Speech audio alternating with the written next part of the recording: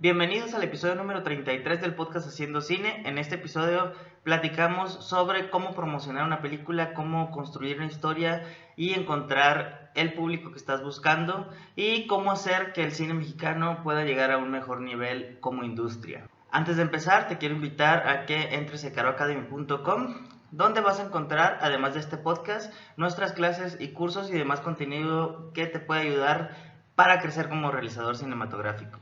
En el episodio de hoy invitamos a Mario Sekeli, y él es un publicista, guionista y director que actualmente radica en Los Ángeles y que ha trabajado de la mano con grandes directores en la promoción de sus películas y ha guiado a muchos directores y guionistas a llevar sus historias a los públicos que las están buscando. Así que sin más, te dejo con la plática con Mario Sekeli, estuvo bastante buena, así que disfrútala.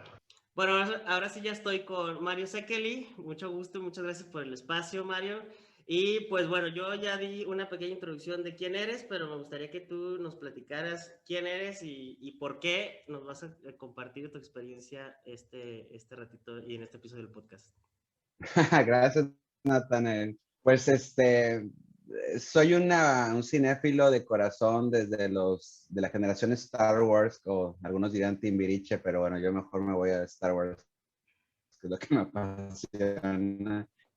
Crecí en los años 70 en Monterrey, y me apasioné del cine, pues sí, por todo lo que sucedió con los universos de George Lucas. Me dedicaba a hacer televisión educativa, entonces luego pude entender que había una magia detrás de una película que requería un director, un escritor, un productor, un editor, un escenógrafo, todo eso.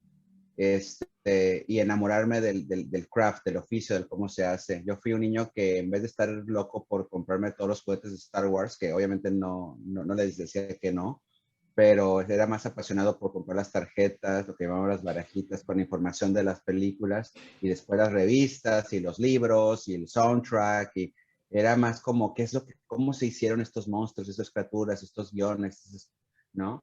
Y empecé yo a experimentar desde niño, desde la primaria, haciendo en esa época, pues no había cámaras de video en los 70, pero mi papá me regaló una, pues eran como 3 carpetas que si las juntáramos sería como todo esto de transparencias de diferentes cosas del mundo. Entonces empezaba a contar historias visualmente, empecé yo a escribir. Digamos que cuando llegué a estudiar comunicación, 15 años después, ya había pasado por todos los renglones ya tenía mi cámara 35, que también me regaló mi papá, ya había escrito muchos guiones, ya había dirigido obras de teatro, ya había actuado en un programa para mi papá en televisión.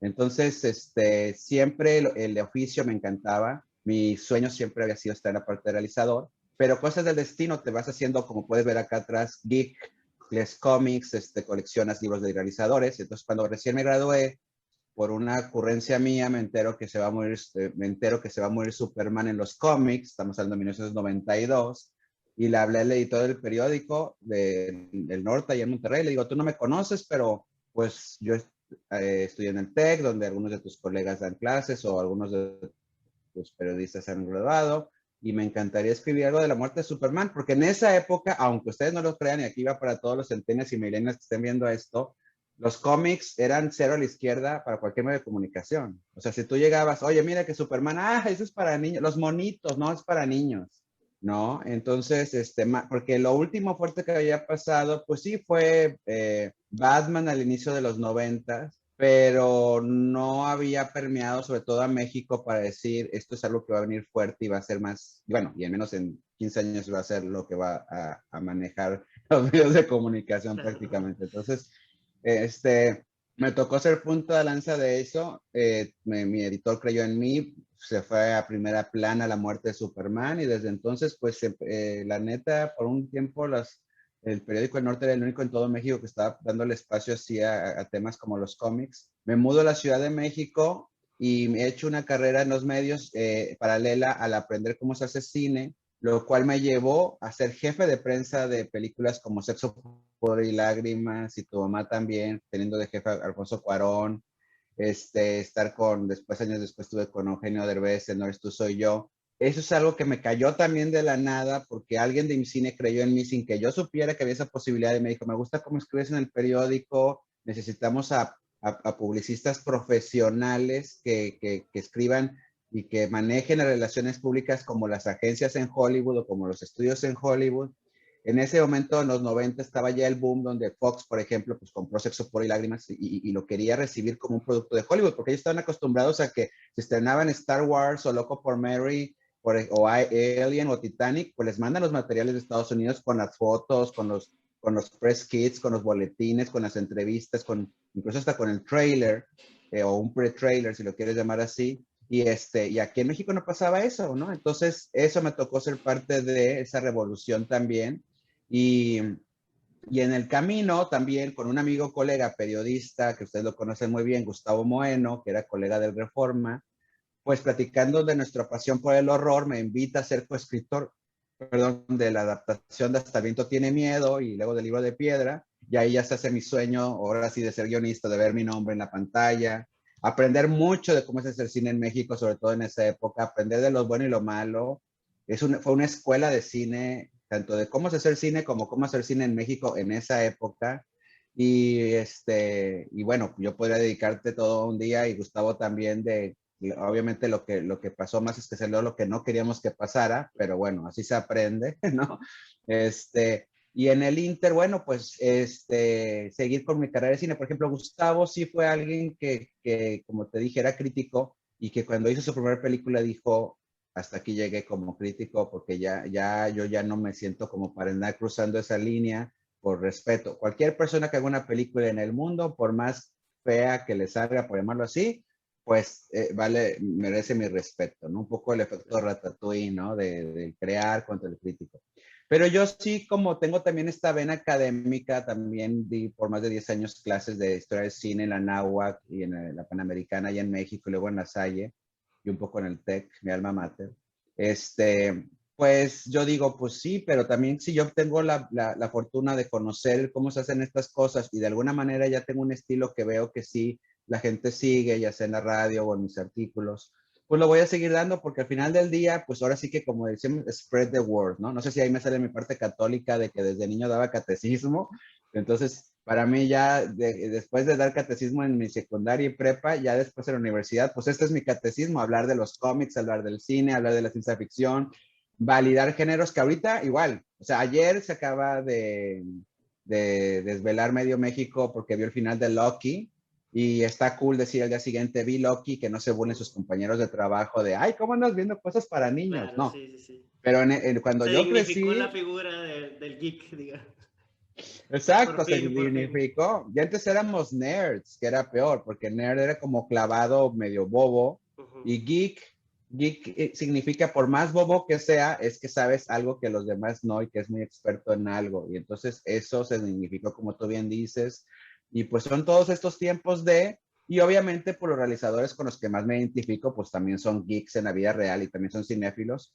Y te puedo decir también que por ejemplo, casos, digo, obviamente esos son mi Olimpo, pero un Cameron Crowe que hizo Almost Famous, ¿no? Casi famosos, pues él empezó como yo en Rolling Stone haciendo entrevistas también a celebridades de la música y luego ya saltó a hacer guiones, ¿no? Y el otro, pues el más grande, Truffaut, ¿no? O Carrier, o todos los de la nueva ola francesa que empezaron haciendo reseñas y luego se hicieron cineastas, ¿no? Y también a mí, por ejemplo, algo que me gusta de alguien como Cameron Crowe o como el mismo Truffaut, o sea, Truffaut ya era cineasta cuando hizo el libro de Hitchcock Ujú. y Cameron Crowe hizo un libro sobre Billy Wilder cuando ya era cineasta. Entonces también, y Martin Scorsese da cursos también sobre historia del cine. Entonces, esos cineastas son los que yo más me identifico, ¿no? Que en sus tiempos libres están diciendo, bueno, pero pues también yo sigo aprendiendo, viendo Claro. cine y comunicándolo, ¿no? Y antojándolo, ¿no? Claro, regresando un poquito a tus inicios, me gustaría que nos compartieras un poquito cómo fue. O sea, tú empezaste como crítico. En una entrevista Ah, que vi tuya, tú estudiaste comunicación porque no había en Monterrey escuela de cine. Eso a mí me pasó algo parecido. Yo estudié gráfico porque no había cine en Sinaloa, donde soy. oh, saludos a los Y ese coliches. es, claro, claro, saludos a todos. Y eso es una historia de cualquier persona que quiere estudiar cine que no vive en la Ciudad de México. Es una historia muy común. ¿Cómo trazaste tu recorrido para lograr ponerte en la silla de director o en la silla de guionista. Ujú. Y fue algo que tú pensaste, o sea, tú nunca te quitaste de la cabeza, yo quiero hacer cine y este es el camino que voy a tomar para llegar, o la vida te fue llevando. Pues es que esa es la gran aventura de la vida, querido Nathaniel. Uno, sí, yo sí soy mucho de trazar planes y de hecho mi papá me lo trazó el plan cuando tenía yo 7 años de edad y vi Star Wars y que te digo que le dije, ¿qué es esto, papá? Y me dijo, una película y un director y un escritor, bla, bla, bla. Y entonces yo dije, yo quiero dedicarme a eso. O sea, ahí mismo, a los 7 años, dije, yo me quiero dedicar a esto. Y entonces me dijo, pues si quieres estudiar esto, aquí en México, estamos hablando de 1977. Aquí en México no hay escuelas de cine, pero lo más cercano es aquí en el TEC de Monterrey, que es la mejor escuela, moderna, bla, bla, bla. Tiene comunicación, estudias comunicación y entonces ya como yo, mi papá tuvo una maestría en Filadelfia, por eso fue que yo nací en Estados Unidos y por eso puedo estar yo aquí porque tengo las dos nacionalidades.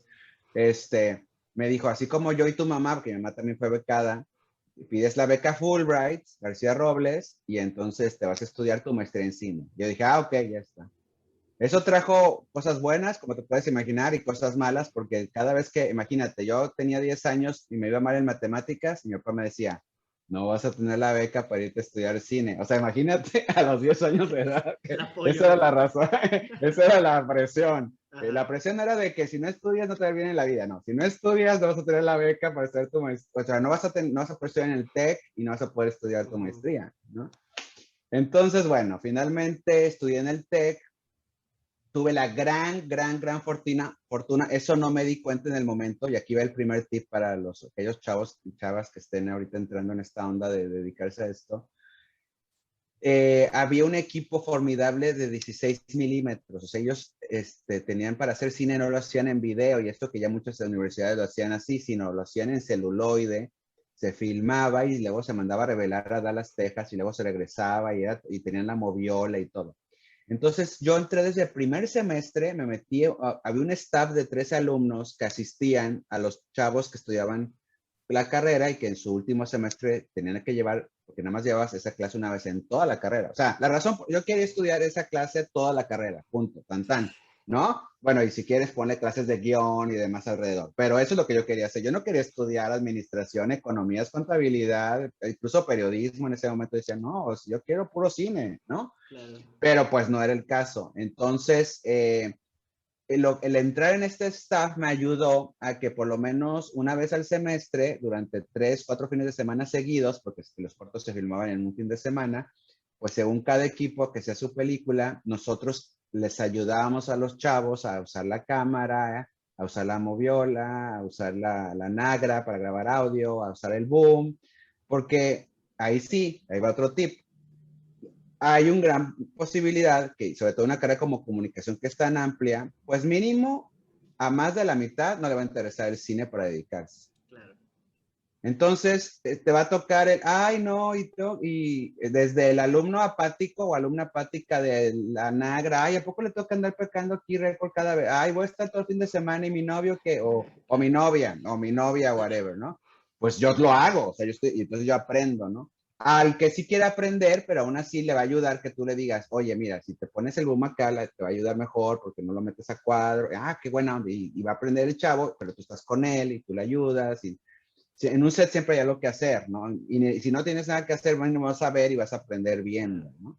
Entonces, al final del día, sí te puedo decir, ya comparándolo con plan de estudios y ya habiendo dado clases en carreras de comunicación o de cine, pues yo sí creo que tengo una subespecialidad en cine, porque al final de cuentas estoy involucrado, pues cuenta cuántos cortos por semestre y por 4 años y medio, más el que yo dirigí, pues un chorro de cortos. Entonces, eso me ayudó a que cuando me gradué y 2 años después pedí la beca, pues sí tenía un portafolio más interesante. Para hacerte el cuento corto, el 18 de agosto de 1995 yo tenía mi entrevista en la Ciudad de México para lo de la beca Fulbright, ahí en la biblioteca Benjamin Franklin. Y yo tomé ese avión ya con un plan interno de que beca o no beca, yo ya me mudaba a la Ciudad de México, porque dije, ya Monterrey ya se me acabó la pista, Claro. ya había escrito 3 años en el periódico El Norte, ya había trabajado con mi papá incluso haciendo producción de videos corporativos, industriales, de capacitación. ya no habíamos mucho más que hacer. Entonces dije, en la Ciudad de México, bien o mal, pues ahí se hace el cine, ¿no? Entonces me voy a ir para allá. Y mi abuela acababa de enviudar y tenía una casa muy grande y llegué y le dije, abuelita, ¿me podría quedar aquí en uno de tus cuartos? Y eso fue lo que llevó a que me quedara en México. No me dan la beca, pero fíjate lo que es el destino. Mi ex editora del norte se había mudado a vivir a Monterrey, digo, perdón, a la Ciudad de México, y va a lanzar un nuevo producto de Top Magazine, la nueva versión de la revista dominical del Reforma ahora, porque el Reforma lo acaban de fundar un año antes de que yo llegara, y me pide que sea crítico de cine de ahí y por ende también pueda hacer entrevistas internacionales. Y entonces yo me dije ahí cuando estaba con la carta de que no me dieron la beca, que quedé finalista, pero si daban una al año, estaba súper peleagudo, ¿no? Y entonces dije yo, pues voy a hacer del periodismo mi escuela, porque entonces con esto me voy a acercar a los realizadores y les voy a preguntar, pues, ¿cómo le haces, no? ¿No? Y ese fue el camino que hice. Luego de sorpresa me salió lo que te comentaba de que de repente me habla alguien del IMCINE y me dice, oye, te acabo de recomendar con un productor joven que se llama Matías Serenberg, que trae esta película de Sexo, Poder y Lágrimas, y pues nosotros como IMCINE estamos, pues apoyando o motivando a que los productores se profesionalicen más a la Hollywood para que estén más, para que los estudios los puedan captar para distribuir sus películas. Y pues, no sé, pensé en ti porque pues me gustó mucho cómo trabajaste haciendo una entrevista. Yo hice una entrevista por Mis Pistolas, precisamente ahora que estamos en el mes de Cannes, habían ido un grupo de cortometrajes a Cannes de mexicanos y yo como Reforma les hablé para que me dieran información de qué cortos iban a participar y por ende me dieron entrevista con uno de sus ejecutivos. Les gustó la entrevista, una entrevista que yo hice como cualquier otra y de ahí me llamaron. Entonces volvemos a lo mismo, el siempre hacer las cosas bien, porque nunca sabes quién está viendo, que nunca sabes quién está escuchando. Y de hecho eso fue lo que pasó años después, suena el teléfono, yo estaba ahí en el Reforma y me dice Carlos Push, periodista muy respetable en esa época, venía de Notimex, él era de los tops de coordinador de periodistas en Notimex. Me dice Carlos Push, que ahora pues, ya lo conocen en Milenio y demás. Me dice, oye, Mario, fíjate que vamos a lanzar un sitio para Ticketmaster, era cuando era el boom de internet, y te queremos de editor de la sección de cine. Y yo, wow. Y entonces al final le digo, ¿y tú cómo sabes de mí? Porque pues en esa época no había todavía el WhatsApp y esas cosas, o sea, empezaba el internet, pero más bien como páginas de información, emails, era lo máximo, los emails, ¿no? Y entonces me dice, pues porque te leo en el periódico. Y yo, mira, entonces sí hay alguien allá afuera que me está leyendo, porque no piensas que... Uno que piensa que nomás escribe y lo tira al aire, ¿no? Exacto, y entonces ahí fue donde dije, claro, y ahí fue donde salto el .com, de ahí al año me piratean a esmas.com, que es el sitio de Televisa, que la verdad la razón por la que me fui ahí era nada más porque pues Televisa en ese momento era como que, yo, como lo dije, de hecho, había más juguetes, ¿no? Estaba Editorial Televisa, estaba la televisión, pues con eso ya colaboré un par de años también en Televisa Espectáculos, ya haciendo entrevistas de cine para televisión, y en las revistas ahí fue donde yo ya comencé formalmente a escribir en las revistas. Y de ahí pues empezó esta carrera multimedia de estar en diferentes medios, revistas, periódicos, radios y ahora online. Y eso, ¿no?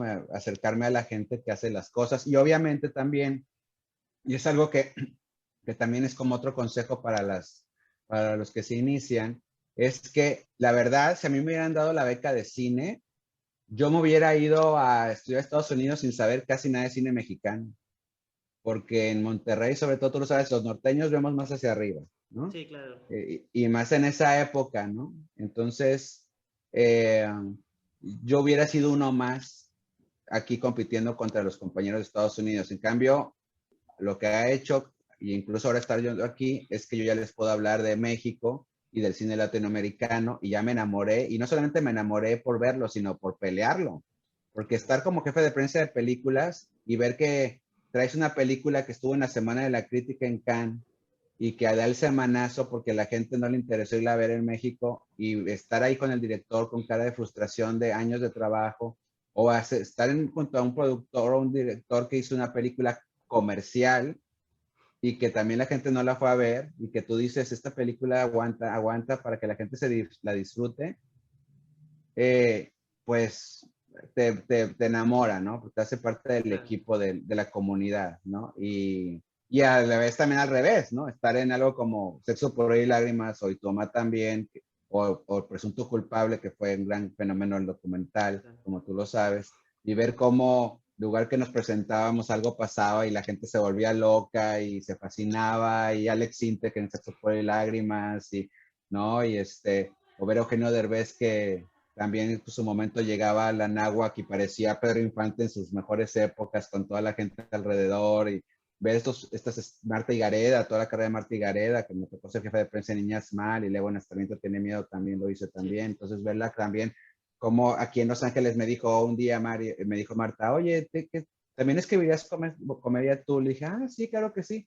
Ya no me buscó, pero al rato ya traía su película de comedia y empezó su boom. Entonces estar ahí cuando toman estas decisiones estos cineastas, o irme a tomar un café con Gael García Bernal y Diego Luna a darles un coacheo de cómo manejar la prensa cuando en esa época de Tomás también. O sea, ahora yo me acuerdo que una vez la única vez que fui a Cannes, esa parecía que era el festival de Gael García Bernal, porque la portada de la revista, no sé si era del periódico Le Monde o de la Variety, pero era él. Y entonces todos los paraderos de camiones desde París hasta Cannes estaba Gael.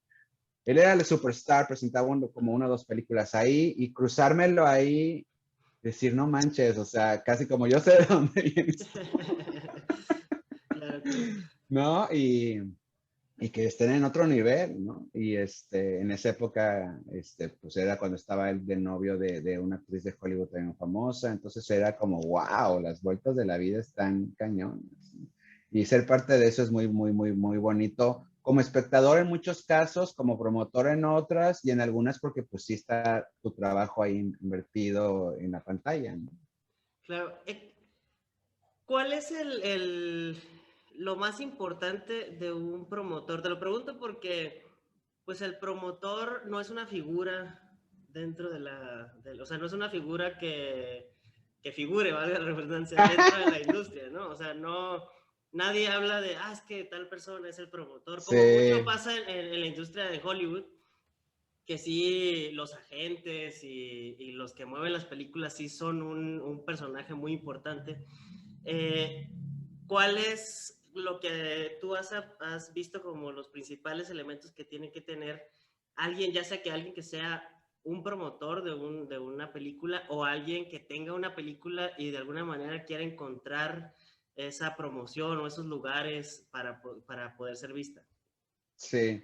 Pues mira, es una figura muy, muy, muy curiosa, porque incluso yo cuando lo empecé a vivir como periodista, que viajaba mucho a Estados Unidos a estos estrenos, como te digo, que El Loco por Mary, Brandon Haas con Harrison Ford, y yo venía y no me caía bien el 20 que estas personas que yo estaba tratando, pues son gente que se dedica a eso, o como que sí lo veía, pero no entendí, o sea, hasta que lo hice entendí bien que es parte de la maquinaria para hacer la película. De hecho, yo siempre le digo a los directores cuando empiezo a trabajar con ellos, o a los productores, les digo, ya sé que estás súper cansado, que acabas, o sea, prácticamente está todavía acabando de postproducir la película cuando muchas veces me contratan. Digo, yo sé que ya estás muy cansado, pero ¿qué crees? O sea, te viene otra película. O sea, lanzar una película es hacer una película. Esa es mi frase. Y se me han reído enfrente de mí. Así como diciendo, pobre, tú no sabes lo que es estar. Y veo en su cara las horas de rodaje y de edición y todo. Sí, pero cuando te esté llamando todos los días a las 5 de la mañana, de que tienes que estar a las 7 de la mañana en Radiopolis o en Imagen, y que tienes que poner la película, y que de ahí tomas el avión, y que tenemos que irnos a Chihuahua, a Sonora, a Guadalajara, a promover la película, y de que tenemos que hacer el press kit, y que tenemos que hacer. Y luego no solamente eso, ojalá nada más fuera eso. Siempre son la lucha, el tirón de miedo con las distribuidoras, con el que va a estrenar la película, porque al principio le dijeron al director, van a hacer 100 copias. Okay. El director quería 200. Oye, ok, está bien, ya entendió que 100 conviene más por la competencia, por lo que tú quieres. Pero cuando está a 2 semanas del estreno, le van a decir que son 80. Y luego va a faltar una semana para el estreno, y el director dice, oye, pues ya he estado de tour por México promoviendo la película, y cine que voy no veo el póster de la película. ¿Dónde está el póster de la película? Ah, no, es que hay que hablar de los gerentes de cada cine para que lo traigan más para acá, porque pues ponen primero los de acá y luego más. O sea, oye, el trailer, no, pues he ido en estas semanas a ver películas. En ninguna película que fui estaba mi trailer. Entonces, esas cositas, por eso cuando se estrena la película, mira, a mí me ha tocado ver, y seguramente a lo mejor te tocó a ti alguna vez, y es la cosa más triste del mundo, ver a directores en la taquilla del Cinépolis, perdón por el gol, cuando llegan el viernes en la noche, casi que con el volante de ver mi peli. Que eso es lo más, eso no recomiendo hacerlo ni en tu peor situación. Pero, pero es que a eso llega, o sea, es súper intenso lanzar una película porque al final, por eso es que se dice siempre, si vas a ver la película mexicana, vela antes que la otra que sí vas a ver, porque la otra mínimo va a quedar 2 semanas, pero la tuya a lo mejor dura una semana.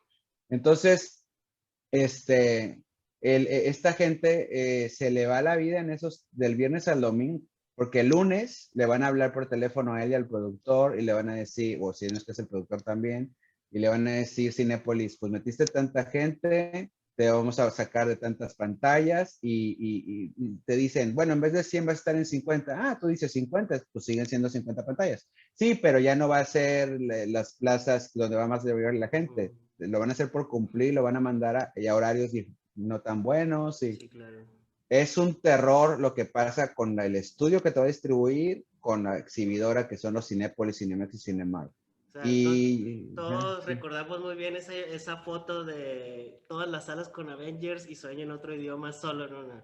Sí, esa es Bueno, desgraciadamente es una gran realidad, ¿no? Ernesto Contreras, yo estaba el viernes con él cuando estrenó esa película y fue un momento, pues sí, muy dramático porque la película era eh, muy, de hecho no con el sueño en otro idioma, la que hizo antes de eso.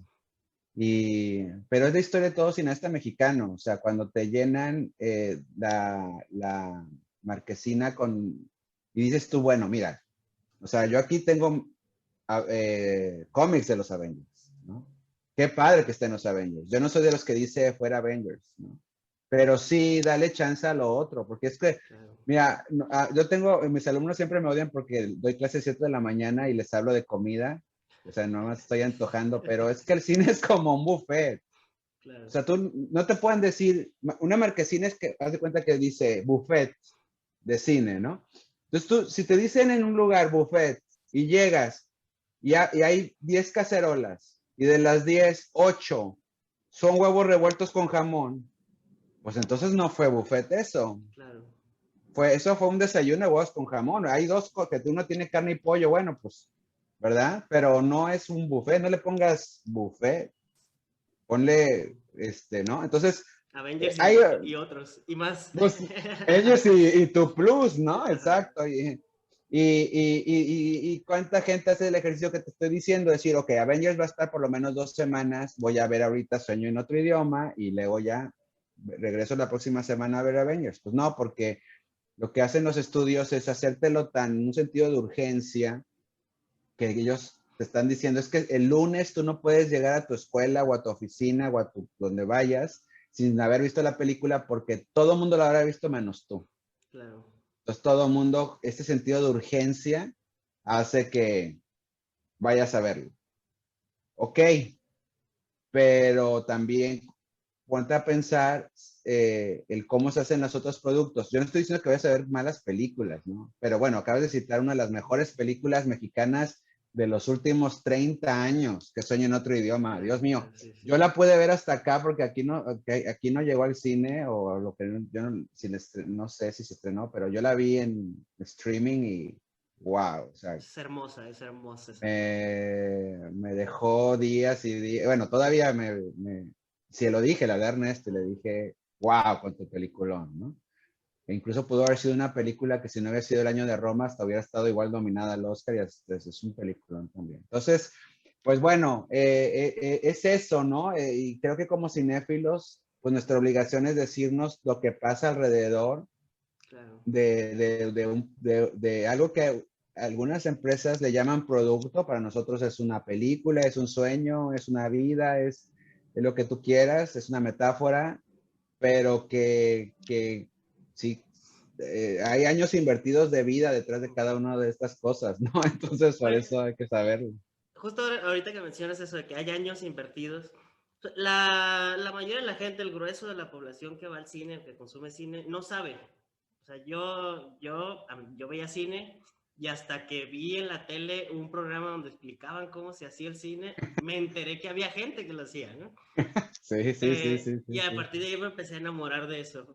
Más o menos la historia tuya de que eso quiero, ya sí, ¿no? Sí. Pero qué es lo que podemos hacer para que la gente que no está conectada ni con el cine, ni con la industria, ni con detrás de cámaras de las películas, cómo hacerles entender lo importante del cine mexicano para México? O sea, para el hecho de que tantas películas tan buenas como Sueño en otro idioma, muy poca gente la vio. Bueno, creo que en el caso de Sueño en otro idioma sí llegó a un público más grande. Pero pues la historia de muchas películas que las ven muy pocas, quedan en el olvido y la gente sigue prefiriendo pues el brillito, el Avengers, el Disney, cómo cambiar esa perspectiva de la gente, porque para empezar ya peleamos con que el cine mexicano es malo, ya de por sí, ¿no? La gente normal, digamos, tiene esa idea sin cuestionarse, sin investigar, sin ver.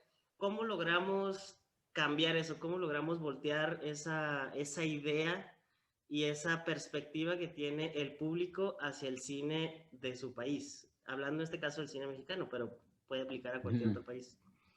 Mira, híjole, Nathaniel, lo que acabas de decir es como el que tuviera esa respuesta, ya amaneceríamos en una realidad alterna, ¿no? Ahorita que estamos en tiempos de hablar de Loki, ¿no? Sí. Estamos en una realidad alterna en donde nos iría bien a todos, ¿no? Pero implica diferentes momentos y hasta estaciones del tren, si lo quieres llamar así.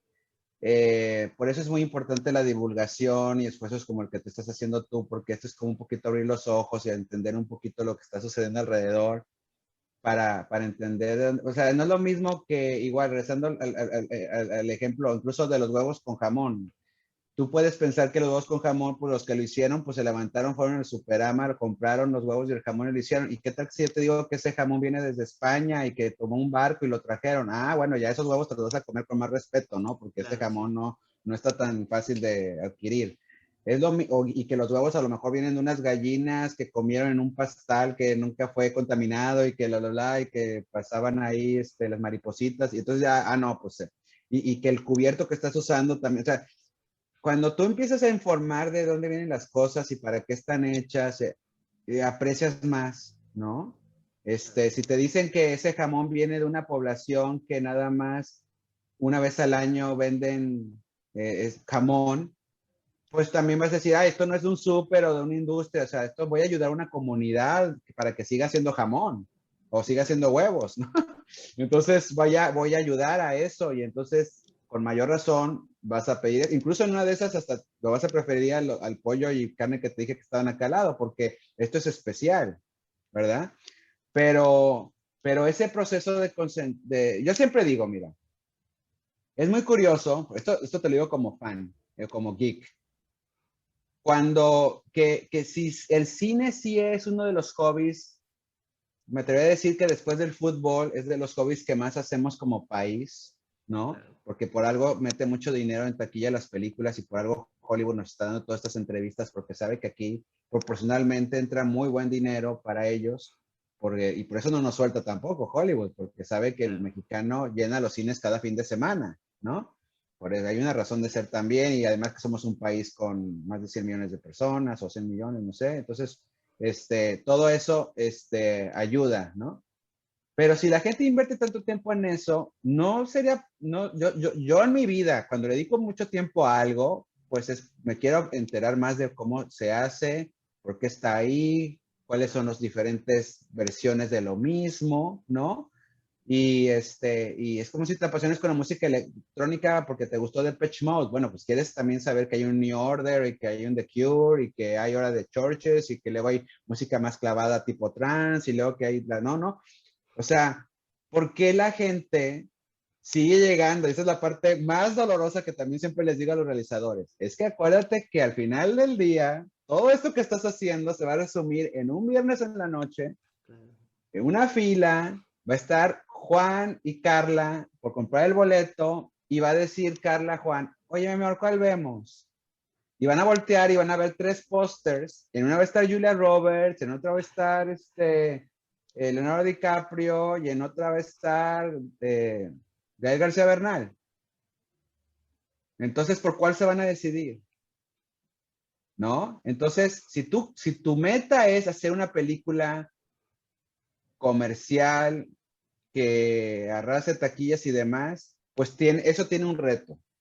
Si tu reto es hacer un cine más personal, más me choca usar la palabra artístico porque creo que también hay arte, en cualquier género hay arte, pero por llamarlo ahorita como un más artístico, más tuyo, más personal, eso tiene su propio camino y su propia meta, ¿no? Tienes que estar consciente en lo que te estás metiendo, pero para el público también tiene que estar consciente de cómo llega ese cine a su mesa y por qué llega y por qué es importante incluso acercarse, porque la verdad, aunque sin sonar pedante, si tú no estás consumiendo cine nacional, pues le estás diciendo a tu país, a mí no me interesa el cine que se haga en mi país, Claro. no me interesan las historias que se hagan en este país, ni los realizadores con las historias que me quieran contar, ¿no? Entonces, por lo tanto, pues en algún momento, como el cine sí es de las artes más caras, porque involucra hacer un gran circo y meter millones detrás, pues alguien va a decir, pues ¿para qué le invertimos tanto a algo que la gente no quiere ver?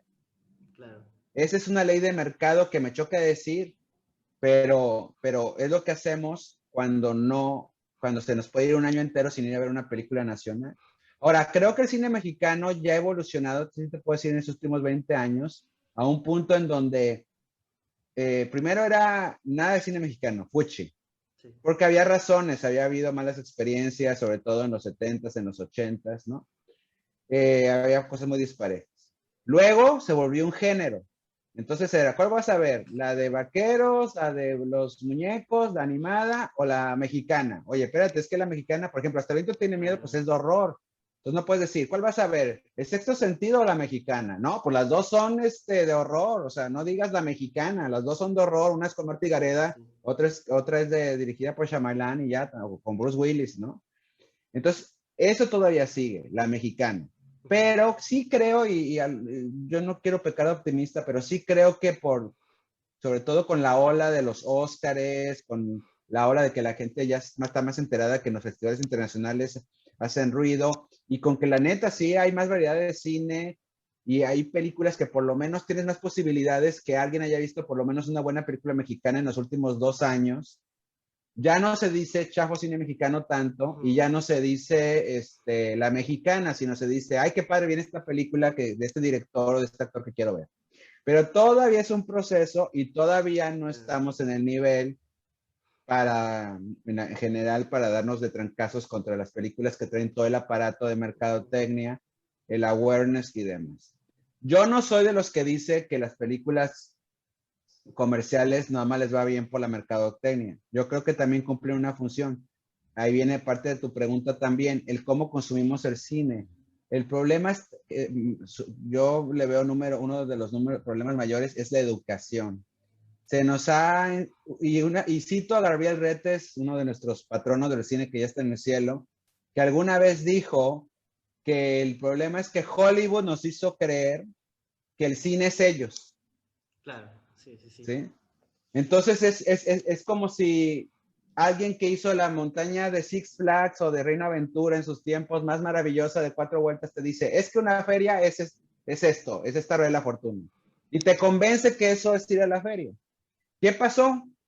Si te das cuenta, por ahí de los 60s, Walt Disney dice, pues una feria no nada más tiene que ser un juego, e incluso de que te vas a sentar a ver a tus hijos divertirse porque ya no te traen subirte a esos juegos, ¿no? Claro. Sino es una experiencia familiar y te hace los Piratas del Caribe, ¿no? ¿Y qué? Ahora todo el mundo pagamos ahorramos años para ir una vez, por lo menos en la vida, a los Piratas del Caribe, ¿verdad?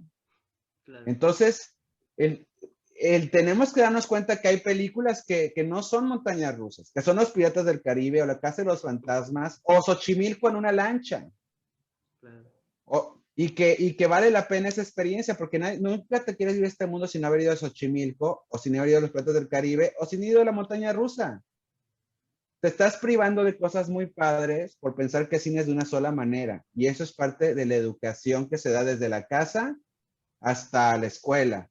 Yo siempre he creído que lo ideal sería que desde primaria hubiera un curso y más ahora con lo que pasa que todo el mundo nos perdemos en esto, que hubiera un curso de cómo consumimos y de análisis de medios, de cómo leemos un periódico, una revista, cómo vemos el cine, ¿no?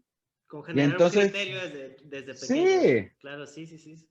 Completamente de acuerdo. Un ejemplo rápido que también les doy a mis alumnos de cine, el queso. Cuando tú eres niño, normalmente te encantan las quesadillas, ¿no? Y el queso, pues es el queso asadero, que es muy rico, el que se derrite, el queso chihuahua. Y alguna vez en tu casa tus papás hicieron una comida para el jefe, para los tíos, y había una charola con quesos, y tú dijiste, ¡ay, qué rico queso! Y agarraste uno, te lo llevaste a la boca y lo escupiste, Claro, ¿verdad? sí. ¿Por qué? Porque era un queso y dijiste, mamá, el queso está echado a perder, está súper agrio. No, mijito, es que hay otros tipos de quesos. Claro. Algún día te va a gustar. Fíjate lo que te dicen. Algún día te va a gustar. Y entonces tú dices, ay, sí, mamá, nunca me va a gustar un queso así. Y luego creces y te gusta y te enseña, mira, si vas a comer queso agrio, te tomas un vinito dulce y lo combinas y la galletita, y entonces al final rato vas a estar comprando todo ese queso también. No vas a dejar de comer quesadillas, pero también vas a tener un menú más amplio de posibilidades. Pero para eso, esa persona tuvo que entrenar su paladar, a decirle, no lo escupas, atrévete a comértelo hasta el final, no te salgas del cine a la mitad, no le pongas pausa, no digas qué flojera, velo hasta el final. Hay una razón de ser para que las cosas llegan de aquí a acá, ¿no? Y más cuando son películas premiadas. Bueno, algo ha de tener esta película para que le hayan dado un premio, ¿no? Entonces, si a los 10 minutos piensas que no pasa nada, pues échatela toda, ¿no? ¿Cuántos más has perdido el tiempo viendo los programas de concursos de variedades que ya te lo sabes de memoria? Échate hora y media viendo esta película y a lo mejor te va a dejar algo. A lo mejor vas a decir, no quiero, bueno, está bueno, pero acábala de ver. Incluso si no te gusta, te empieza a generar la pregunta de por qué no me gustó. Eso. ¿Y qué tiene esto que no tiene esto? Claro, Exacto. Sí. Y a lo mejor esa vez no era tu momento es como también con la música, que hay veces que llegan ritmos a tu vida que, ay, que este ritmo cubano, no, es que a mí lo guapachoso, porque estás clavado en lo electrónico, tú estás buscando, pero 5 años después conoces una chica que te lleva a bailar en un lugar así, la ves con otros ojos y a lo mejor la chica te dice, es que a mí no te has dado cuenta que el tac, tac, tac, tac, tac, tac significa, es como los pasos de una chica caminando en la playa. Y esto es cómo el mar te seduce. Ay, mira, yo pensé que era puro tacataca. No, es una comunicación. Y entonces lo ves con otros ojos, ¿verdad? Pero eso es porque te atreviste años atrás a escuchar ese disco o a comer ese queso o a ver esa película, ¿no? Claro. Yo creo que en México, o sea, hablando de nuestro país y de nuestro cine, tenemos una gran ventaja que también como realizadores no hemos sabido aprovechar. Digo, ya me dirás tú si estoy en lo correcto o no. No hemos sabido aprovechar eso, porque México, más allá de que culturalmente es riquísimo, es el país que genera, o sea, es un país que significa para el cine mundial mucho. O sea, tal vez para nosotros como mexicanos no tanto, pero dentro de toda la historia del Sí, cine, Eisenstein, Buñuel, hay claro. muchos, dentro de la historia del cine, muchos cineastas que vinieron a México a ver qué había aquí y cómo podían, las historias que hay en México, cómo las podían llevar a la pantalla. Eso desde una parte. Y desde otra, que, bueno, para complementar, también tenemos grandes artistas que han tenido que moverse a otros lados para poder salir y grandes premiados en todos lados, Cuarón, Del Toro, Iñárritu, etcétera, etcétera, etcétera. Hay Cannes siempre, en cualquier festival, siempre hay México figura de alguna manera, ¿no? Y por otro lado, tenemos un país que consume cine como loco. O sea, para Estados Unidos nosotros somos una mina de oro porque llevamos, así, les damos a ganar dinero en carretas de boletos de cine que compramos para ver Avengers, para ver todas las películas que quieras, pero no hemos sabido cómo conectar esas dos cosas. O sea, todo el talento que tenemos, todas las historias que tenemos en México por contar, y el público que consume mucho cine, pero como que no hemos encontrado ese match, esa manera de juntarlos a los dos, para que así como gastamos mucho o invertimos mucho dinero en consumir historias, pues las consumamos de las grandes historias que tenemos en México. Luego tiene que venir Pixar a hacer una película sobre el Día de Muertos, cuando nosotros aquí lo vivimos. No solo lo podemos venir a estudiar 4 o 5 años para aprenderlo, nosotros lo vivimos. O sea, nosotros convivimos con eso, nosotros desde adentro sabemos cómo son esas historias, cómo se sienten esas historias, cómo podemos transmitir esas historias. Pero bueno, siento yo, así lo veo, que no hemos logrado como ese match para decir, a ver, este público cautivo, digamos, si lo quieres ver así, que va al cine o que va a Netflix o que va a todas las plataformas, casi todo el mundo, mucha gente tiene Netflix, tiene Amazon, tiene la que quieras, pero no están consumiendo nuestras historias. O sea, en gran parte entiendo que es la maquinaria de Hollywood y la inversión en publicidad que hay detrás, pero, o sea, ¿cómo encontrar esa conexión? Que bueno, va un poquito con la pregunta que te hice hace ratito. ¿Cómo encontrar a nosotros como realizadores? O sea, tú cuando haces un proyecto, cuando estás muy involucrado con un director, ¿cómo lo ayudas a encontrar eso, a encontrar ese público? Porque igual no todas las películas son para todos, pero en Pues el sí, mundo en el que vivimos, perdón, en el mundo en el que sí. vivimos, 1 millón de personas que vean tu película se puede encontrar. Es muy difícil a veces, pero ya hay muchos medios, cada vez hay esa posibilidad más cercana. No digo que sea un hecho por sí mismo, pero cada vez hay una posibilidad más cercana de que sea visible. ¿Cómo encontrar ese punto, ese match entre el público y Claro. nosotros? Pues también esa es la otra gran pregunta, pero como ahora sí que se necesitan dos para el tango, ¿no? O sea, si yo quiero bailar con la morena que está ahí sentada, pues yo me tengo que acercar a ella y ella se tiene que acercar a mí, ¿no? Si no, yo voy a estar nada más bailando, haciendo mi mejor esfuerzo, o ella va a estar haciendo su mejor esfuerzo, y la estoy viendo a la distancia y digo, bueno, pues ahí está, ok, sí está, es importante que está ahí, pero yo ando aquí en mi rollo.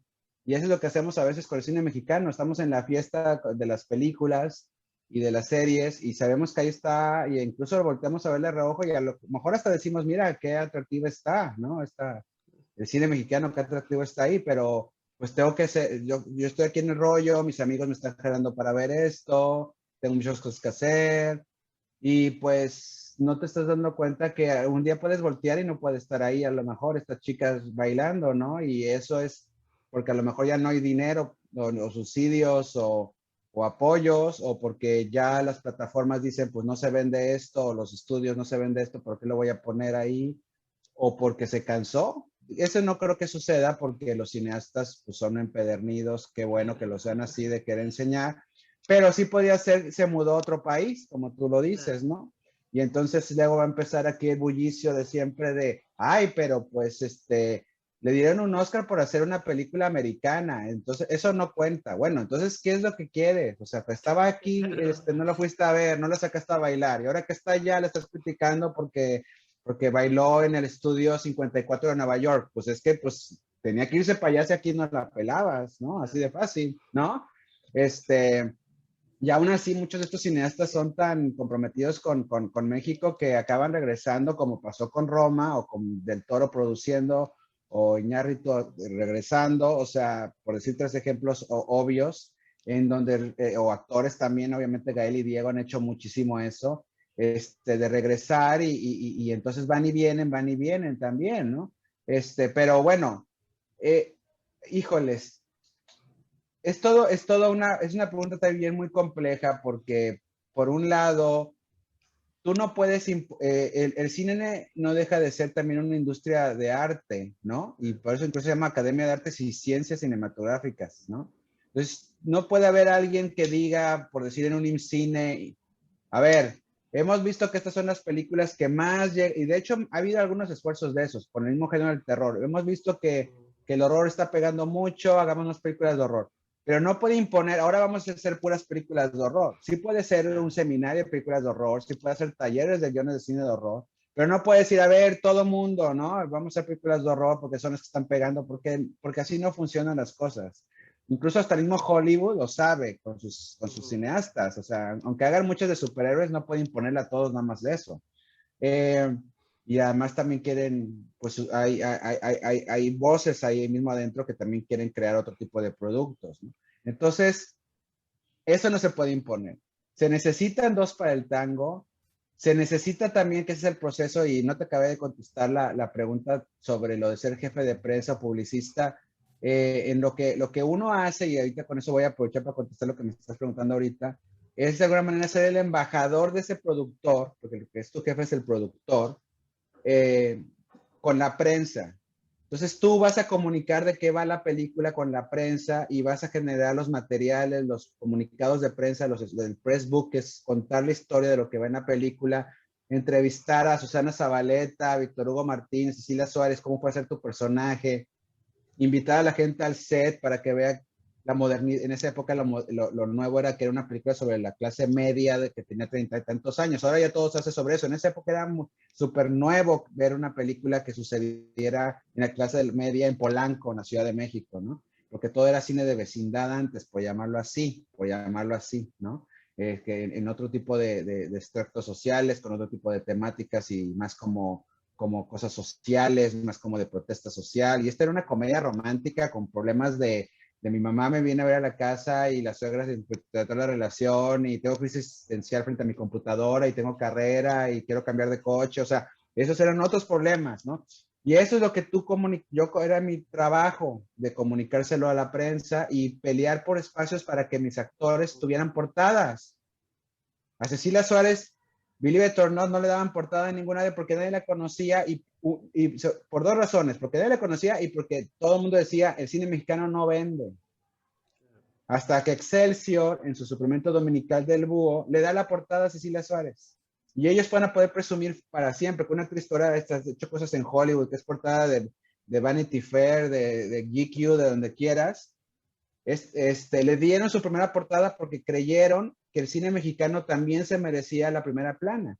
Y el Star System empezó a crear ahí justamente nació al inicio del siglo, casi, con estas películas, con esta modernización de las salas de cine, con los exhibidores, con los distribuidores, que hacen que ahora si te dicen que hay una premia con Cecilia Suárez, ya te están llamando por teléfono ahorita que quieren ir al red carpet. Porque ella también es un star ya no es nada más la película. Antes el star era el director, ahora es los actores. Entonces, fíjate que te voy a decir nada más una cosa que yo también me he sorprendido por cuestiones de mi chamba. Al nivel de la plataforma de streaming, curiosamente, sí se ha comprobado que hay un gran interés por los productos nacionales, ¿sí? Entonces, por eso es que Netflix y Amazon están creando oficinas en toda Latinoamérica, porque sí encuentran que hay un engagement, hay una unión ahí entre la audiencia y su cine y sus historias, o sus series y sus historias. Pero sobre todo series, más que películas. Pero todavía eso está en gestación. Hay que ver, yo creo que los siguientes 2, 3 años va a ser muy interesante si empezamos a ver más productos y sobre todo más variados, porque ahorita sí, la verdad, casi todos son lo mismo, sobre todo los productos originales de estas, bueno, me refiero a las series de televisión de ficción, nacionales. A nivel de cine se ha habido cosas muy impresionantes. Y hay que ver eso. Y por otro lado, creo que tenemos, para acabarte de responder de una manera optimista, pues hay un poco más de ventanas, ya el cine es más barato, si lo quieres llamar así, sigue siendo carísimo, pero ya la parte digital ha ayudado a bajar costos. a cortar que un cineasta puede tener su ópera prima antes, cuando es más joven, a que no tengan que pasar tantos años entre una película y otra, que también eso es lo que a veces se critica, ay, es que cine mexicano tal cosa. Pues sí, pero dime una cosa que tú hayas aprendido en la vida, que lo aprendiste sea de la primera. Claro. Hasta grapar, voy a decir una tontería, hasta grapar se necesita por lo menos estar un rato haciendo para entenderle a la grapadora y a que no se te doble la grapa y cómo juntar las hojas, ¿no? Y a un sistema. Imagínate, alguien que hace una película en el 2010, se tarda 6 años en levantar su siguiente película. Ya todo lo que aprendió hace 6 años, hasta ya cambió la tecnología y hasta ya es otra persona. Claro. Eso es lo que tienen en Hollywood. Como hay una industria, es más fácil hacer un oficio. Y entonces es más fácil saltar una película a otra, a otra, a otra, a otra, a otra. Entonces, cuando te piden hacer una escena de persecución, aunque es una película de bajo presupuesto, lo vas a poder resolver porque ya hiciste 10 o ya estuviste en otras 10 trabajando en algo que tenía que ver con eso. Acá no, acá apenas está armando eso, ¿no? Entonces es también el cómo se va profesionalizando más el medio. Y la parte truculenta es sí, ¿qué es lo que quiere el público? ¿Qué temáticas? ¿Qué personajes y todo? Hay que entender una cosa, el cineasta, como es tan difícil hacer una película, yo te diría, ¿por qué va a tener que, si se tardó 15, 20 años en llegar a hacer su primera película, ahora por qué le van a decir, ¿sabes qué? Ahora tienes que hacer una de vaqueros, porque es lo que la gente está queriendo ver. Claro, sí. Ah, bueno, pues ahí te va mi debate. Y se va a regresar a su casa diciendo, pues hice mi sueño, pero pues no era lo que yo quería hacer. Yo quería contar mi historia que tengo cargando desde hace 15 años sobre cuando yo era adolescente en Culiacán, Sí. ¿no? Y se vale, ¿no? Entonces, sí sigue siendo un reto el cómo hacer. La respuesta rápida también sería géneros, que también creo que ya estamos cada vez más haciendo más géneros. Claro, sí, sí, sí. El género ayuda mucho a hacerlo más domesticable o comestible o entendible para la gente. La gente, el tipo de público que tenemos hoy en día quiere saber desde el inicio cuál va a ser la experiencia que va a tener al invertir 2 horas de su tiempo en algo. Deja tú 5 minutos de su tiempo, que es lo que pasa con los teléfonos, ¿no? Entonces, los géneros ayudan a. Es por eso que el horror es maravilloso, porque si te dicen, son 3 personajes encerrados en un elevador y uno es el diablo, pues yo quiero ver la película, porque es más interesante es. Entre el high concept, los géneros ayudan más a que el cine sea accesible, ¿verdad? Y el problema es que si yo veo una película de Julia Roberts hoy y no me gusta, y la semana que entra hay otra película de Julia Roberts, la voy a ver sin chistar. ¿Por qué? Porque sí le doy chance a que de repente a Hollywood no le salgan las películas. Pero si yo veo una película con Arcelia Ramírez y no me gusta, a lo mejor no me voy a parar en un año a ver una película mexicana. ¿Por qué somos así? Claro. Claro. Sí, sí, sí. Sí, tienes toda la razón. O sea, sí le ponemos muchos más peros cuando debería ser todo lo contrario. O sea, debería de ser, a ver, esto no, pero ¿qué más hay? O sea, Exacto. también son muchas menos películas mexicanas que de cualquier otro país o industria. Entonces, es como más fácil buscar los tesoros, digamos, ¿no? Te siento yo como que empezar a ver qué hay, en lugar de ver cuántas películas hace Hollywood al año, cuántas mexicanas hay y cuáles son los tesoros de las mexicanas. Me las Mira, saco te lo más voy a poner rápido, muy ¿no? fácil. A mí no me gusta a veces defender el cine mexicano con excluide, no veas esto, no, ve a ver Avengers, ve a ver las comedias Sí, claro. románticas de lo que quieras, pero te estás perdiendo de esto, Claro. no te lo pierdas, o sea, porque también te va a traer alegría y entonces a lo mejor ahí sí un día vas a decir, bueno, quiero ver en verdad Saw 8, que ya sé de qué va y bla, bla, bla, contra esta película mexicana que la propuesta es más interesante. Pues voy a ver mejor la mexicana, porque en Saw a lo mejor un día la voy a poder pescar en Netflix o en streaming. Y esta la quiero ver en pantalla grande y quiero darle su tiempo y su chance. Claro, claro. Nadie te dijo que no viera Saw. Es más posible que si vas a ver la otra, en la semana algún amigo te va a decir, oye, ¿ya viste Saw? Vente, vamos a verla. Bueno, la quería ver, qué bueno que me dijiste, me escapo en la oficina para ir a ver, ¿no? A que la otra te busque, ¿no? Sí, Entonces, claro. no te pierdas de cosas que te van a gustar. Claro, claro. Oye, y bueno, ya llevamos un buen rato, entonces no te quiero quitar mucho tiempo, No pero te hay muchas cosas que te preocupes. quiero preguntar. Eh, Pregunta, bro. Hay algo que no quiero que se me pase, que va más sobre tu carrera en los inicios, digamos, o cómo empezaste tu carrera, que es de crítico de cine. Tú Sí. empezaste como crítico y te pasaste a ser realizador. Ujú. Y has sido, digamos, entre uno y otro. ¿Cómo manejas eso? ¿Cómo manejas el hecho de criticar cine y a la vez hacer cine? Hay quienes dicen que no se puede ser juez y parte, pero evidentemente tú lo eres. Ajá. ¿Cómo manejas eso? Porque también, pues si tú criticas, de alguna manera, tú estás haciendo evidente ciertos detalles, tanto buenos como malos, del trabajo de otros, y cómo eso tú lo llevas a tu propio trabajo, y a la vez también el hecho de que tú seas el que señale de alguna manera lo que otros hacen, a la hora de tú hacerlo, pues si tú reniegas o dices que alguien no hizo algo como debería o como sería mejor, pues obviamente cuando tú lo haces, tú deberías de haberlo hecho bien, ¿no? De alguna manera, ¿no? Claro. Claro. ¿Cómo manejas Pues, tú esa parte de tu carrera?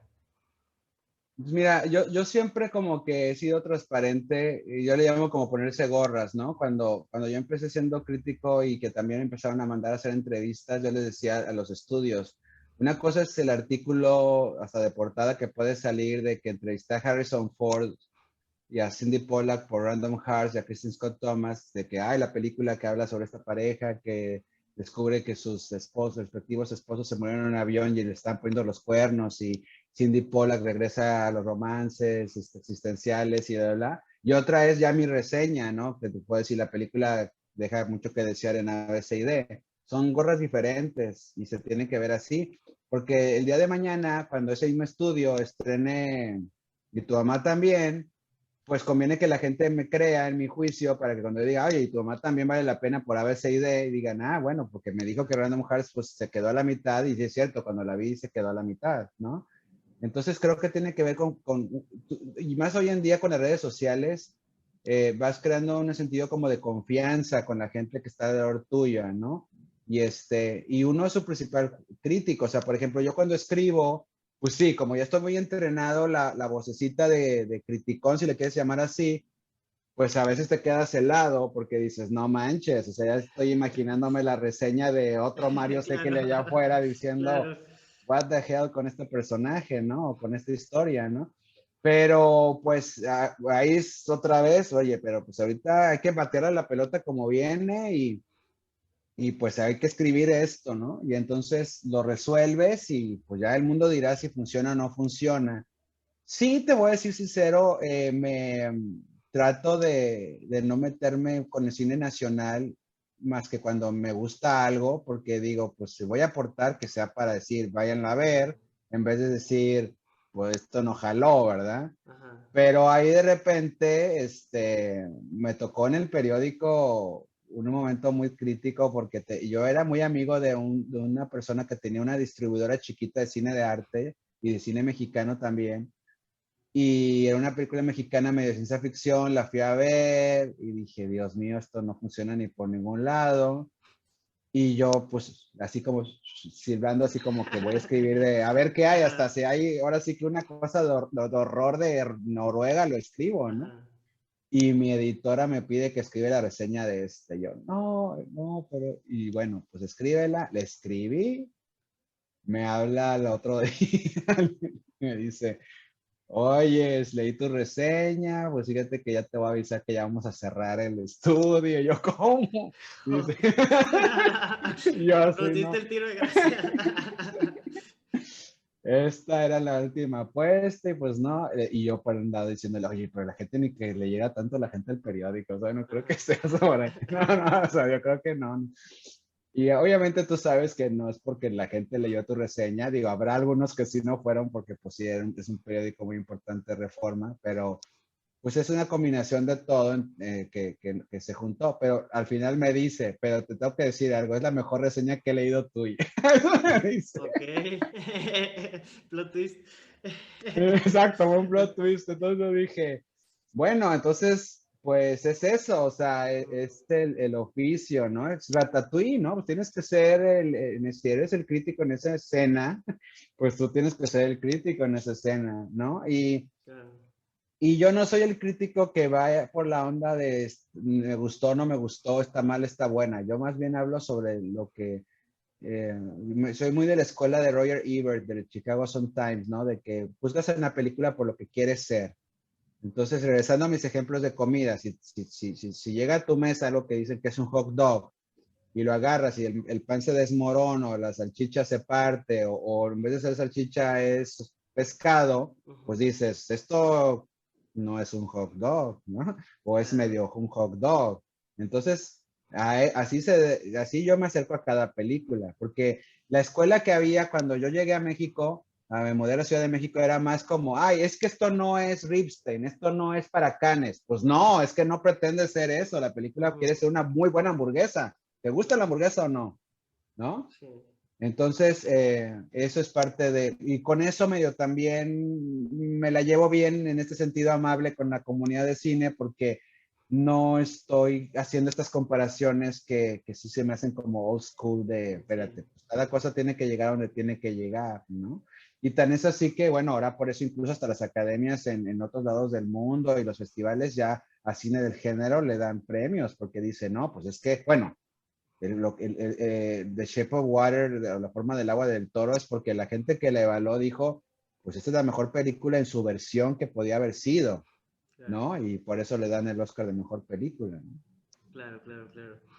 Oye, y pasando a otra etapa de tu carrera, donde ahora te mudas a Estados Unidos. Estás Sí, más de cerca de la gran maquinaria de Hollywood. O sea, sí. viendo Aquí se cómo, escuchan las ruedas. claro, viendo cómo funciona, o sea, porque pues, es una industria que hace cosas, eh, pues, monstruos, o sea, hace cosas. A mí me tocó trabajar en Spectre, vi de cerca un rodaje de ese nivel cuando sucedió acá en la Ciudad de México. Yo no podía creer muchas de las cosas que vi. O sea, yo no podía creer la cantidad de camiones de lo que se te ocurra que había desde ahí. O sea, el hecho de cerrar el centro de la Ciudad de México ya desde ahí es impensable para muchos, ¿no? A lo que voy con eso es, ¿tú qué has aprendido de la industria hollywoodense que nosotros en México pudiéramos implementar para mejorar la manera en la que hacemos cine y la manera en la que pues mostramos el cine que hacemos al público? Mira, yo creo afortunadamente, porque también me ha tocado vivir toda esta evolución de, pues ahora sí que desde como agua para chocolate, que fue como el primer luz de bengala de que ya venía algo Claro. diferente en México y luego las primeras películas de Del Toro y Cuarón y incluso Susana Zabaleta con su Sobrenatural y luego las comedias románticas y el boom de ya de todo lo demás. Hasta ahorita, creo que a nivel técnico vamos muy bien. Claro. Digo, nunca me he tenido duda que hay talento, o sea, esa toda la historia del cine mexicano y algo que no tocamos hace rato con tu pregunta es que sí es cierto, México está, si están las banderitas así tipo FIFA de las cinematografías importantes en la historia de los poco más de 100 años del cine, pues México está ahí. O sea, Claro. la gente sí se cuadra con la bandera mexicana Sí. desde el principio de los tiempos, ¿no? Del cine mudo. Y es algo que también a veces se nos olvida en México cuando empezamos a dar críticas a la ligera, ¿no? Eh, ahí me tocó estar cuando estuvo este año histórico que estuvo nominado Del Toro, Iñárritu, Cuarón, Salma Hayek, hay un chorro de mexicanos ahí.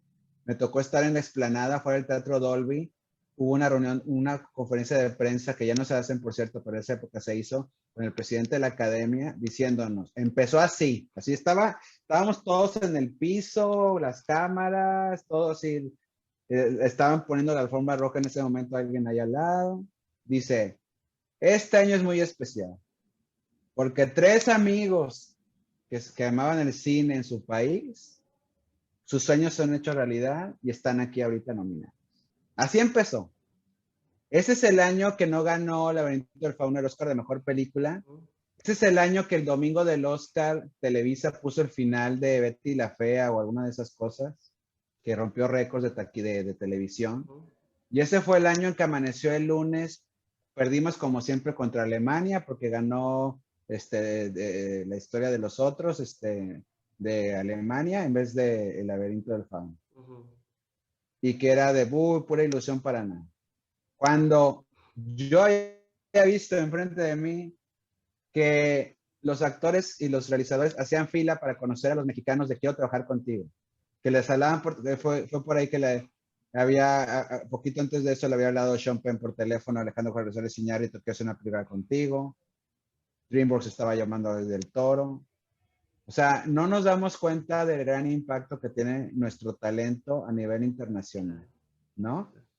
Ahorita la película de La Viuda Negra es fotografiada por un mexicano. O sea, y no les decimos, oye, no es como que él llegó, oye, me das trabajo, le hablan por teléfono y le dicen, oye, ayúdanos, queremos, nadie como tú. O sea, J.K. Rowling pidió a Cuarón para hacer Harry Potter, una de las mujeres más millonarias del planeta, con la franquicia más codiciada del planeta. La Fox le pidió a Del Toro que le dijera una película de Alien, que él dijo que no, porque quería hacer Hellboy. May Miñola, su bebé Hellboy se lo da a Del Toro para que lo haga, ¿no? Sean Penn, Brad Pitt, le hablan a Iñárritu, ¿no? DiCaprio, deja todo por firmar con Iñárritu. Entonces, hay que dimensionar, y eso ni siquiera estoy hablando de los fotógrafos como Rodrigo Prieto, que Scorsese y Terrence Malick lo tienen acá, también a Lubezki, obviamente, ¿no? O sea, ni siquiera estoy hablando, ni Guillermo Navarro, que lo llaman para hacer Star Trek y darle todo el look alike, o National Geographic para que les haga una serie in the wild también ahí. Entonces, es tener conciencia de eso, ¿no? Y ya me escapé un poco de la pregunta, pero ¿cuál era? No me acuerdo el inicio de la pregunta. De lo que has aprendido, ¿qué podemos nosotros empezar? Ya. Entonces, a nivel técnico ya estamos ahí. Sí. Y cada vez vamos a estar más ahí. Creo que hay 2 cosas que yo he aprendido aquí en Hollywood muy importantes. La más importante es que tienes que ser siempre el mejor del mejor del mejor. Y eso no estoy hablando nada más en cuanto a competencia, sino en cuanto lo que a ti te encargan de hacer algo. Si a ti te encargan traer un café, ese café tiene que llegar en el vaso que venga el caso, porque también si no te vengas, ay, sí, en vidrio, porque no, pues güey, estoy filmando aquí con el robot y el desierto, tráemelo en cartón, ¿verdad? O sea, lo que sea lo que más le va a funcionar a esa persona que te lo pidió, calientito, y tráele una bagel o una dona al lado. Claro. Y oye, que el azúcar, no, ay, es que no te dije que con azúcar, no se preocupe, aquí están las 5 versiones de azúcar, claro, y el palito revolvedor y la cuchara, y casi que si quiere mi dedo, aquí está, o sea, aquí están todas las versiones, ¿no? Y si quiere se lo sostengo el café, ¿no? Y es más, quiere que todos los días se lo tenga aquí a las 11 de la mañana como lo pidió, aquí cuando usted llega va a estar el café ya en la mesa esperando, ¿no? Entonces, ese es un ejemplo muy estúpido, pero ese me lo comentó Guillermo del Toro, de hecho, no está tan para que veas. Ahí o sea, nomás, ¿no? Ahí nomás, ¿no? Entonces, tienes que ser, y lo he comprobado, porque por eso o sea, voy a hacer el comentario mamón, pero por eso Estados Unidos llegó a la luna. Porque cada persona en lo que le tocaba lo hizo excelente. Porque si uno no lo hacía excelente, el cohete no hubiera llegado. O hubiera explotado. O se hubiera quedado allá. Claro. Porque de por sí hay problemas, ¿no? Hasta les pasó una vez. pero ¿por qué lo pudieron rescatar? Porque cada quien, ahí se volvieron a poner en alinear, no, salió este problema, ahora, si cada quien hace lo que tiene que hacer, regresamos a estos hombres y no se nos mueren ahí. Eso es trabajar en Hollywood. Cada película es lanzar un cohete.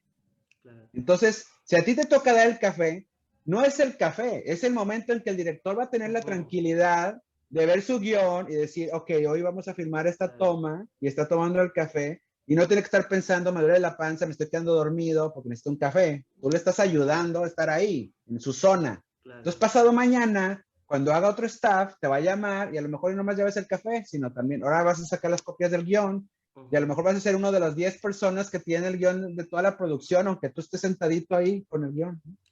Y ahí vas creciendo. Entonces, hay que ser profesional, hay que hacer las cosas bien no a la primera, hay que hacer las cosas bien. Y sí, entrenarte para hacer las cosas bien a la primera, porque ahí sí con la competencia, pues una cosa que a veces crecemos muy ingenuos y se entiende, hablando de ese sueño primero, yo me quiero dedicar al cine, es que vas a llegar con esta gente y te van a decir, ay, qué buena, y es un problema que tenemos los mexicanos, esto no es de echarle ganas. O sea, echarle ganas es como se da por entendido. Esto no es, esto no es de méritos. Ay, es que yo coleccioné todas las figuras de Star Wars y hice 20 filas de Star Wars y me peleé con mis vecinos que Star Trek contra Star Wars, ya merezco trabajar en la película de Star Wars. Pues no. O hice 20 cortos de Star Wars, bueno, también, pero pues no es de méritos, es de que sepas hacer las cosas bien. Y sí, hay un poco de suerte en que le gustes tú, porque también es un cortejo de que el productor diga, ay, me gustó lo que estás haciendo, vente para acá. Claro. ¿Verdad? Pero el punto es, cuando estés ahí, tienes que hacer las cosas bien y siempre dar algo más. Y entender que eres parte de todo un equipo de trabajo que quieren llevar a cabo, y ahí es donde entra ya gente como ser jefe de prensa, que es su oficio impresionante, porque vas a acabar de ayudar de deliver la película, de que el bebé nazca, de que el bebé lo vea. Ahora sí que levantar tú ayudas a levantar a Simba y decir, aquí está, porque Simba ya está maravilloso, pero ahora tienes que levantarlo y decir, aquí está, vénganlo a ver, y entonces ya más vale que abajo estén todos los elefantes y las cebras y los cocodrilos, ¿no? Aquí está.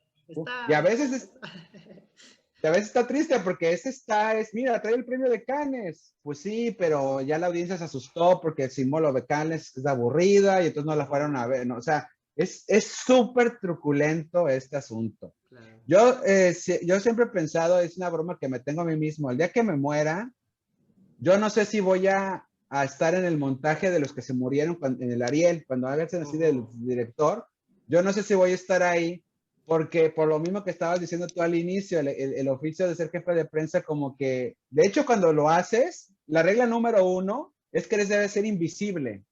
No te debes de ver, porque si te ven, te va a ir mal. El director, ¿qué está haciendo ese ahí parado? Y es chistoso, porque donde te pares, siempre va a llegar alguien. Aquí va la luz, y tú tienes que estar así como que no existes. Bueno, esto es no existir. Y mucha gente que estuvo en la película no está en el proceso de lanzar la película. Entonces, a ti te vieron 2, 3 días en el set y no te volvieron a ver. Y luego te ven otro día llegar a otra película y dices, bueno, pues este güey, ¿qué hace? Porque no te vieron lanzar la película. Porque ellos están haciendo otras películas mientras que tú estás lanzando la película que hicieron hace 2 años. ¿Sí? Entonces, esa parte es medio ingrata, si lo quieres llamar así, pero yo espero que si llego a salir en el montaje, alguien diga, ay, sí, me acuerdo que me llevó la prensa en la película, ¿no? Y yo sí creo, y no lo hablo por mí, sino por mis colegas que se han dedicado a hacer esto, que sí es un oficio que cada vez más entiende la importancia de que exista, ¿no? Y cuando ustedes, chavos, chicas y chicos, y como se quieran denominar, ya, porque ahora tienes que hablar así, cuando hagan sus películas, siempre tengan a alguien encargado desde el inicio, porque esos stills que se tomen en el rodaje, esas entrevistas con el talento que después se va a ir a hacer otras cosas, te van a servir para vender tu película a un festival o a un exhibidor, ¿no? Es todo un reto, pero bueno, te digo, regresando a tu pregunta, hacer las cosas bien, ser profesional. Y la otra cosa que también me llamó la atención trabajando en una oficina en esta parte de desarrollo de guiones, es que aquí en Estados Unidos, curiosamente, las entrevistas de trabajo no es tanto con qué proyectos has hecho, que por cierto eso se ve porque pues, tú a veces mandas una carpeta o te checan en el IMDb o ya te vieron algunas cosas que has hecho. Pero es más bien sobre conocerte a ti como persona. Hay muchas historias de castings de actores importantes en películas donde los directores se los llevan nada más a comer al actor, nada más para ver si hay match de maneras de pensar, de maneras de ver el mundo, de maneras de ver el cine, ¿sí? Así reclutaron a Diego Luna para Rogue One de Star Wars. El director se lo llevó a desayunar y dice, oye, pues no hablamos nada del guión. No, es que era nomás a ver si había ese match. Entonces, muchas veces como guionista, curiosamente, te preguntan, no tanto como qué has escrito, sino de dónde vienes, cuáles son tus sueños, eres casado, tienes hijos, o sea, qué tipo de experiencias humanas has tenido que tú vas a poder traer a la historia y a la producción. Y eso aplica desde guionistas hasta actores, incluso hasta directores, cuando están reclutando directores por parte de una producción. Entonces, no desdeñemos nuestras experiencias, no desdeñemos que tuvimos que bajarnos del caballo del cine y a lo mejor hasta trabajar en un McDonald's o trabajar ayudándole a un tío en su empresa que vende refacciones de coches, porque eso de vender refacciones de coches te llevó a conocer a lo mejor al hombre y a la mujer más rudimentario, que cuando regreses a escribir o a producir, no, es que yo sé porque yo estuve ahí en la parte de ventas y sé cómo una persona para esta bujía puede ser la diferencia de vida porque tiene un viaje mañana a Acapulco para vender su producto y le tengo que arreglar su coche, ¿no? Entonces, no desdeñar nada y sí, incluso provocar nuestras experiencias humanas. Claro, eso es algo que me llamó mucho la atención que mencionaste en una de las entrevistas que vi preparándome para esta plática. La importancia de vivir cosas. Y eso yo personalmente lo he aprendido a abrazar. O sea, yo me ando metiendo en donde puedo y haciendo lo que puedo porque el vivir la mayor cantidad de experiencias diferentes te da un panorama muy amplio para cuando tú cuentas historias. Sí. Obviamente no te haces experto, ¿no? Pero tienes más nociones, sabes como más, conoces más terrenos y de esa manera puedes contar una historia mucho más compleja, mucho más que pueda resonar con la gente de muchas más maneras. Claro, y además creo que sí aplica siempre que al inicio, cuando eres escritor sobre todo, siempre que escribes, al principio escribes para ti. O sea, es como un diálogo interno que lo vas a vaciar en la página. Entonces, muchas de estas historias son como un discernimiento de un tema que te preocupa, ¿no? De una situación que te preocupa. Puede ser algo como ahorita lo de la pandemia, la soledad, o qué tan conectados estamos, o puede ser algo personal de que, por ejemplo, yo voy a Monterrey y mis papás ya son más grandes, entonces digo, ¿cómo es mi relación con mis papás ahora? Y eso lo vacío en un personaje, en una historia, ¿no? O el asunto de que en Estados Unidos y México tenemos estos climas políticos también que están dividiendo mucho a la sociedad, quiero escribir sobre eso.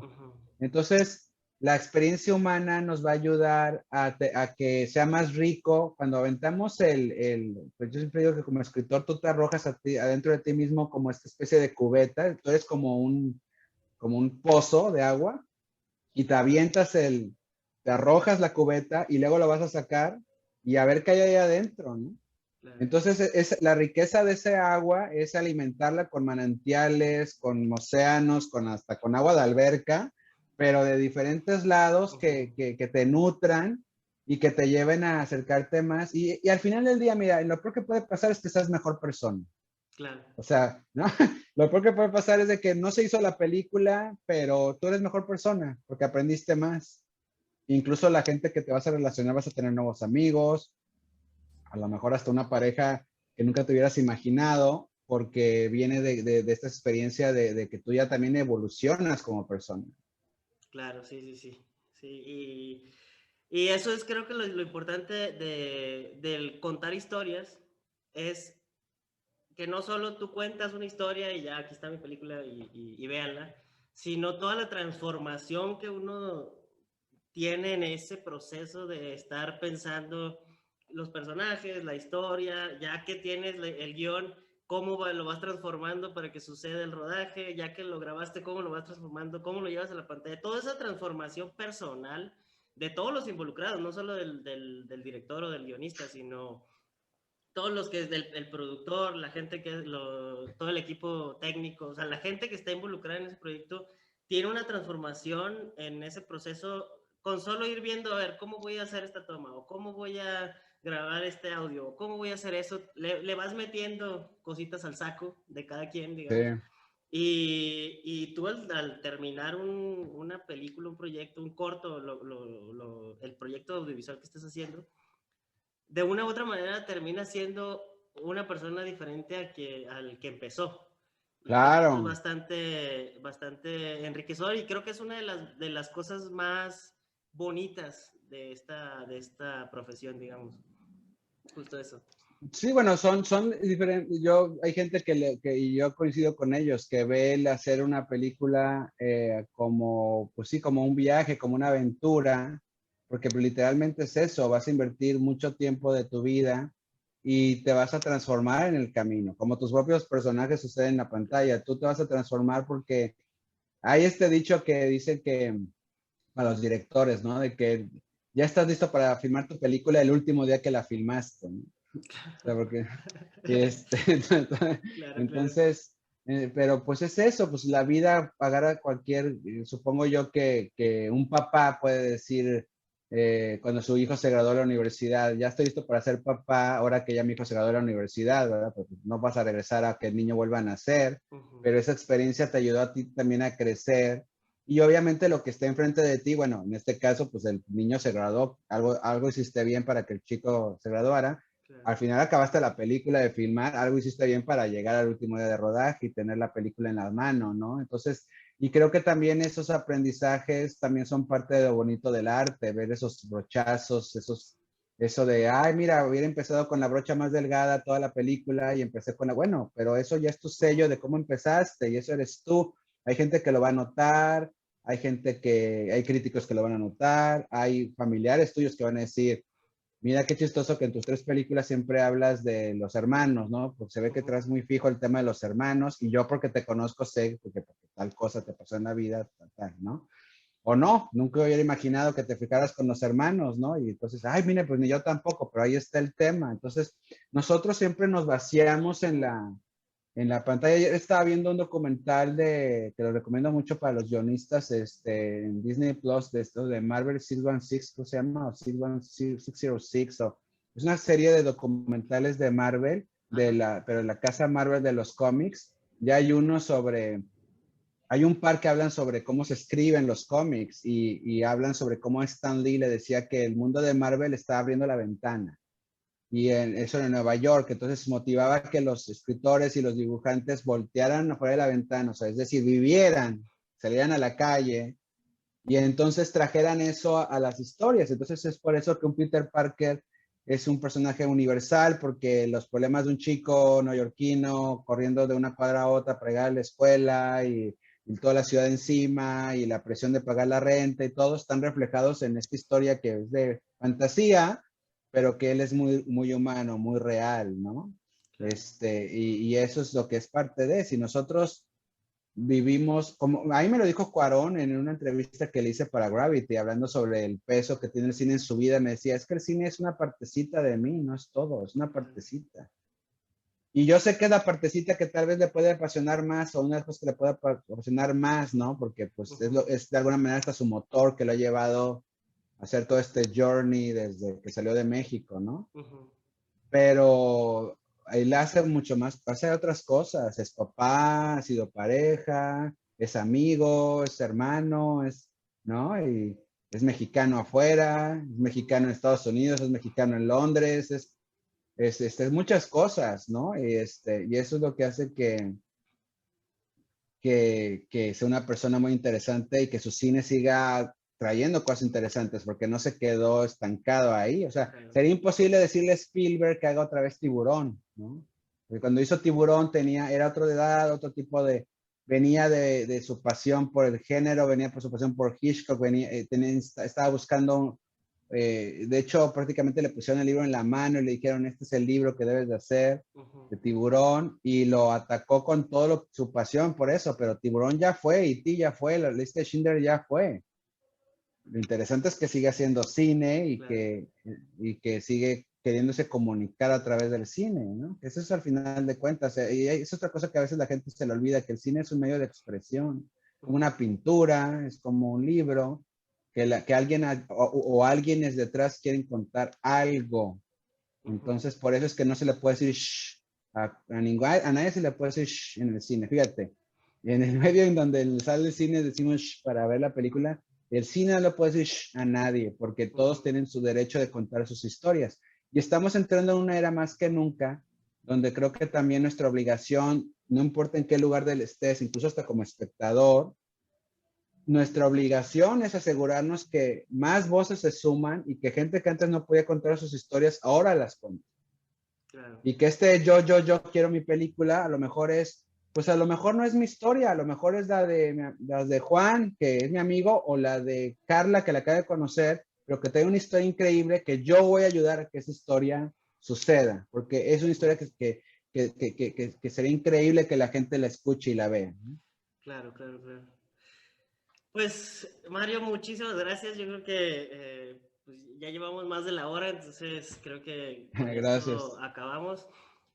Antes de cerrar, me gustaría hacerte una pregunta que les hago a todos los que invito al podcast, y es que nos Ajá. recomienden una película, la que sea, o sea, del género que sea, del tipo que sea, de la temática que sea, pero una película que terminando de escuchar este podcast todo el mundo tiene que ver.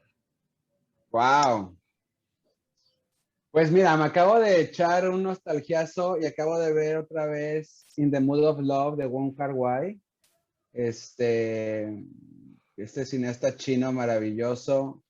Creo que es una película que habla un poco de lo que hemos estado ahorita discutiendo, que es como es una película muy personal, pero además aborda un género, trae, esto es una especie como de film noir, de repente hay personajes tipo como la femme fatal, pero no, hay un romance imposible en el centro, muy cine clásico de Hollywood, hay este romance incluso, es una película china, pero con Nat King Cole cantando canciones en español, incluso muy famosas en México, con un sabor latino, y hay una gran pasión por contar la historia visual. El vestuario es impresionante, la locación, el setting es impresionante, cómo tiene que ver con los espacios para que estos personajes en una especie como de vecindad tengan que convivir y cruzarse. Es una historia de amor imposible. La música es increíble. Véanla, yo creo que es una película que no se puede morir sin haberla vista, ¿no? In the Mood of Love, In the Mood for Love, perdón, de Wong Kar-wai. Claro, yo voy llegando a Wong Kar-wai, empecé a verla hace Ah, poco y pues mi acercamiento como que necesito ver más, necesito ver otras películas de él como para entender bien lo que maneja en sus historias, pero me gustó la experiencia visual, es increíble, la manera en la que utiliza la cámara, sí, eso sí me impactó y me gustó mucho y pues qué bueno que recomiendas esa película. Entonces, para que todos los que están escuchando este podcast o viendo este podcast, pues que se la avienten terminando de escucharlo. Y pues sí. muchas gracias, muchísimas gracias, gran plática, grandes consejos y pues aquí este espacio para cuando gustes compartirnos más, que seguro hay muchísimo más, pues aquí eres bienvenido cuando gustes. No, hombre, no, Natanael. Muchas gracias por la invitación, por este acceso que me da esta ventana que me das a tu audiencia. Pues el chiste es que sigamos hablando de cine. Si me permites el comercial, que me puedan seguir en Twitter en @mariocinema y en Instagram en @mario.sekeli. Bueno, ahí va a estar mi nombre escrito. Y me encantará poderlos, pues seguir la plática. Ha sido un placer y gracias por la super entrevista. Y pues este es el chiste, compartir notas. Uno nunca sabe Claro, si alguna de estas anécdotas puede inspirar a alguien, vale la pena todo, la verdad. Y pues a seguir, enamorados del cine porque el cine es para siempre. claro. Pues muchas gracias y pues gracias a todos los que escucharon o vieron este podcast. Ya saben, ahí vayan a las redes de Mario. Y pues nada, muchas gracias y pues nos vemos en el próximo episodio de Haciendo